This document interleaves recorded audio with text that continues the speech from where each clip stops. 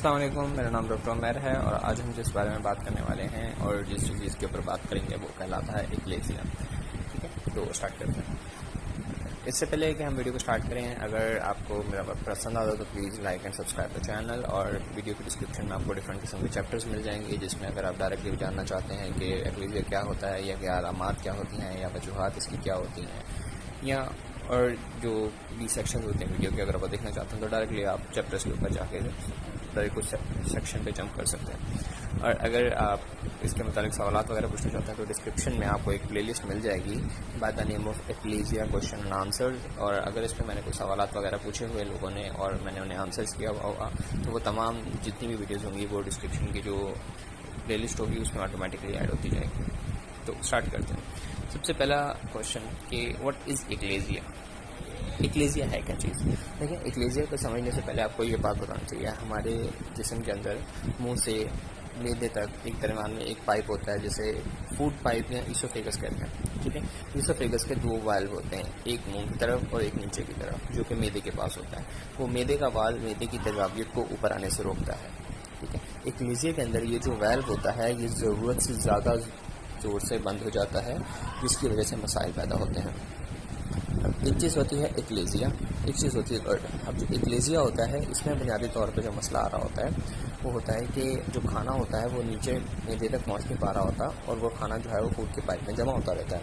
ठीक है, एक्लेसिया के अंदर जो खुराक है वो बुनियादी तौर पे ऊपर से आती है और अंदर मैदे में नहीं जा पाती। लेकिन जो गर्ड होता है जिसे आमतौर पर तेजाबियत कहा जाता है या फिर गैस्ट्रोइसोफेजियल रिफ्लक्स डिजीज़ कहते हैं, इसमें क्या होता है, इसमें जो हमारा मैदा होता है इसका तेजाब ऊपर की तरफ आ रहा होता है।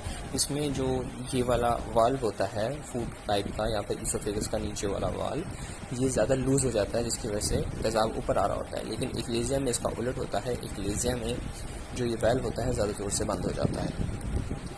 और अगर इसकी अलामात की बात करें तो एक्लेसिया जो है वो की जो अलामत होती हैं वो ज़्यादातर ग्रेजुअली बढ़ती जाती हैं, वो आहिस्ता आहिस्ता ज़्यादा सीवियर होती जाती हैं, आहिस्ता आहिस्ता ज़्यादा संगीन इख्तियार करती जाती हैं। इनकी इसमें जो अलामत आती हैं उसमें सबसे पहली अलामत होती है इनएबिलिटी टू स्वेलो या डिस्फेजिया, यानी कि जो आप खाना खाएंगे वो आपके मैदे तक नहीं पहुँच पाएगा और आपको एहसास हो रहा होगा जैसे खाना आपके जो है वो सीने में अटक सा गया है। ठीक है, तो इसके अलावा होता है रिगर्जिटेशन ऑफ फूड और सलाइवा।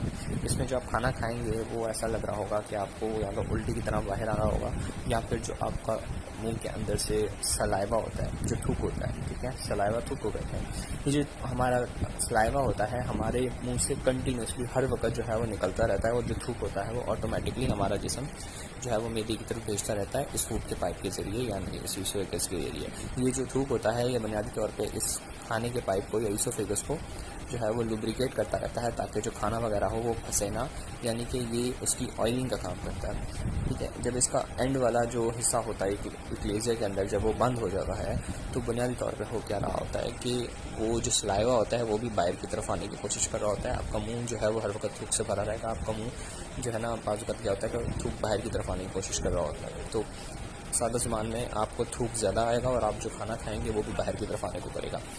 इसके अलावा इसमें हार्टबर्न भी आता है, इसमें जो हमारा सीना होता है वो भी हो सकता है जले।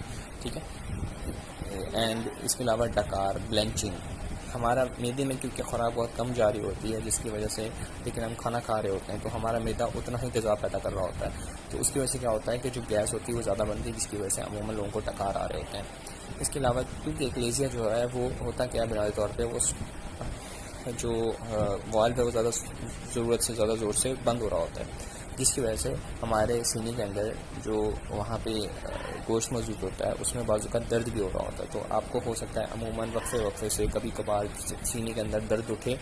ठीक है, अब ये दर्द जो है वो हार्ट अटैक से कंफ्यूज किया जा सकता है। ठीक है, तो इट्स बेटर कि आप डॉक्टर को सही जो है वो रब्ता करें अगर आपको इस किस्म की अलामतें आ रही हैं। ठीक है, इसके अलावा बहुत से लोग ऐसे होते हैं जिनको रात को सोते होगा खांसी स्टार्ट हो जाती है। जो जो जो जिन लोगों का एक्लेसिया होता है बुनियादी तौर पर हो क्या रहा होता है कि उनका जो थूक वगैरह है वो मैदे में नहीं जा रहा होता, जिसकी वजह से जो थूक वगैरह होता है वो जाके खाना की नाली में फंसा रहता है, जो अल्टीमेटली जो है वो उनका सांस रोकने की कोशिश कर रहा होता है, जिसकी वजह से उन्हें रात को खांसी हो रही होती है। इसके अलावा क्योंकि नीचे का वाल्व बंद है जिसकी वजह से जो खुराक वगैरह होती है वो अमूमन जो है वो फेफड़ों में चली जाती है, जिसकी वजह से ज़्यादातर लोगों को अमूमन चेस्ट का इन्फेक्शन और निमोनिया वगैरह रहता है। इसके अलावा बहुत से लोगों को वेट लॉस और उल्टी की शिकायत भी रह सकती है। कॉजेज़ की बात करें कि क्या वजूहात हैं जो कि एक्लेज़िया को करवाती हैं, तो एक सादा सी ज़ुबान में समझाऊँ तो एक्लेज़िया का एग्जैक्ट कॉज एग्जैक्टली क्या वजह है मेडिकल साइंसेज आज तक नहीं पता लगा पाई। हाँ, लेकिन इसका मैकेनिज्म में ये बात हमें ज़रूर मालूम है, जो हमारा मैदा होता है या हमारा जो पूरा खाने का निज़ाम है, इसके पास एक छोटा अपना दिमाग होता है जिसे नर्व जो है ना, जिसे प्लेक्सस कहते हैं। ठीक है, अब ये जो प्लेक्सस होते हैं ये ज़रूरत से ज़्यादा काम कर रहे होते हैं, जिसकी वजह से जो नीचे का वाल्व होता है वो ज़रूरत से ज़्यादा पावर से क्लोज हो रहा होता है। ठीक है, जिसकी वजह से अमूमन लोगों को पेन वगैरह भी हो रहा होता है। डायग्नोसिस की बात करें तो डायग्नोसिस जो है ना वो इसका बहुत अमूमन तौर पे मिस डायग्नोस कर दिया जाता है। ठीक है, एक्लेज़िया जो है ना जिस कैटेगरी में आता है ये बीमारी, वो कहलाती है मूवमेंट डिसऑर्डर, और you can say motility disorders.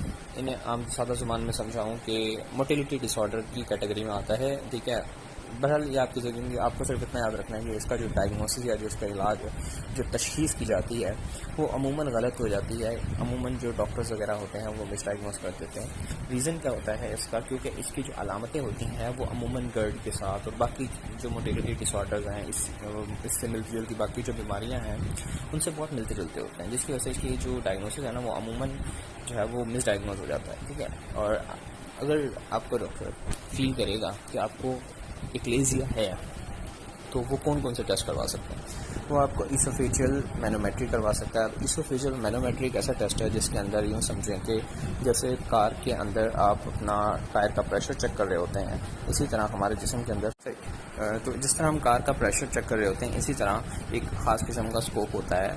ठीक है, एंडोस्कोपी के ज़रिए आपके जिस्म के अंदर एक आला उतारा जाता है जो कि इस नीचे के वॉल का प्रेशर चेक करता है, इसे इसोफेजियल मैनोमेट्री कहते हैं। इसी तरह एक टेस्ट होता है जिसे बेरियम सोलर टेस्ट कहा जाता है। ठीक है, अब बेरियम सोलर टेस्ट के अंदर क्या होता है कि आपको एक ख़ास किस्म का लिक्विड दिया जाएगा, पीने की चीज़ दी जाएगी जो कि रेडियो ओपेक होगी। ठीक है, जो कि एक्सरे करने से आप देख सकेंगे कि जो खाने का पाइप है वो किस तरह का है। तो आपको जब वो बेरियम सॉलो करवाया जाएगा तो आप वो जब पानी वगैरह पिएंगे तो होगा क्या, आपकी उसी वक्त आपका एक्सरे लिया जाएगा और उस एक्सरे के दौरान वो देखेंगे कि वो पानी किस तरीके से आपके हलक से नीचे आपके पेट तक जाता है, जिससे आइडिया हो जाता है कि जो पेशेंट है उसे एक्लेज़िया या इस किस्म की कोई और बीमारी है या नहीं। इसके अलावा अपर एंडोस्कोपी भी की जा सकती है। अब एंडोस्कोपी क्या है ये पूरी मैं समझा चुका हूँ, फिर भी मैं थोड़ा सा बताता हूँ। एंडोस्कोपी में कैमरा लिया जाता है जो आपके मुंह के जरिए डाल के देखा जाता है कि भाई क्या प्रॉब्लम है। ठीक है,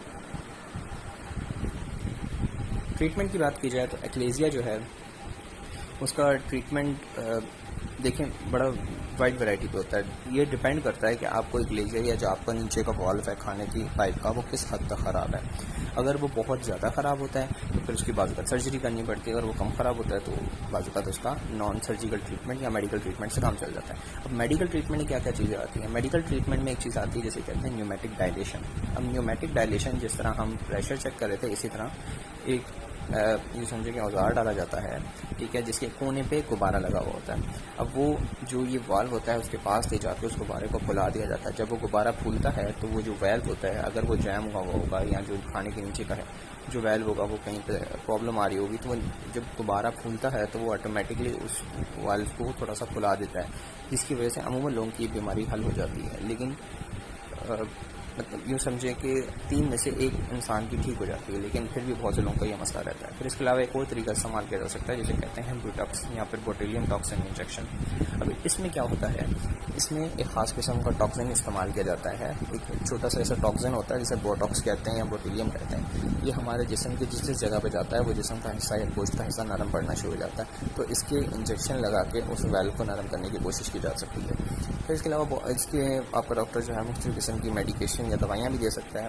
ख़ास तौर पर जब वो दवाइयाँ देता है उसमें ज़्यादातर जो दवाइयाँ होती हैं उनमें मसल रिलैक्सेंट अमूमन तौर पर शामिल किए जाते हैं। मसल रिलैक्सेंट वो दवाइयाँ होती हैं जो आपके गोश्त को रिलैक्स करती हैं, जिसकी वजह से जो आपका वाल्व होता है वो भी रिलैक्स हो जाता है। ठीक है, सर्जरी की बात की जाए, जिन लोगों का मेडिकल ट्रीटमेंट से इलाज नहीं हो पा रहा होता, या जिन लोगों के साथ ये मसला इस हद तक होता है कि उनको खुराक में भी मसला हो रहा होता है, उनकी डेली लाइफ जो है वो भी अफेक्ट होती है और मेडिकल का जितने ट्रीटमेंट्स हैं वो भी फेल हो जाते हैं, तो फिर इसकी सर्जरी की जाती है। ठीक है, सर्जरी की मुख्तलिफ टेक्निक्स हो सकती हैं, जैसे कि हेलर मायोटोमी, इसी तरह POEM। ठीक है, तो बाय दैट आई थिंक हम अपने टॉपिक के अख्ताम पे पहुँचे हैं। अगर आपको कोई सवाल वगैरह हम आप डिस्कशन पूछ सकते हैं, और अगर आपको वीडियो पसंद आई तो please like and subscribe the channel. That's all, this is Umair signing off. अल्लाह हाफिज़।